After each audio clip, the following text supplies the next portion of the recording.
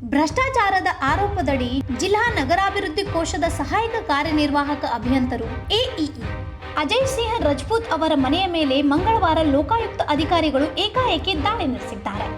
ನಗರದ ಆಂಜನೇಯ ನಗರದಲ್ಲಿರುವ ಅವರ ನಿವಾಸ ಸೇರಿದಂತೆ ಅಥಣಿ ಮತ್ತು ಹುಕ್ಕೇರಿ ಪಟ್ಟಣದಲ್ಲಿ ಆಸ್ತಿಗಳ ಮೇಲೂ ಪರಿಶೀಲನೆ ನಡೆಸಲಾಗುತ್ತಿದೆ.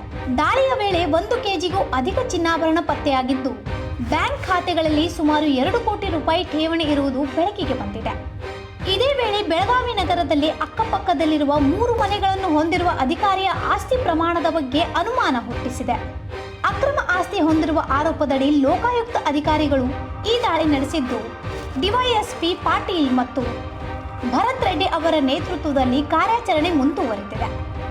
ಹೆಚ್ಚಿನ ದಾಖಲೆಗಳ ಪರಿಶೀಲನೆ ನಡೆಯುತ್ತಿದೆ.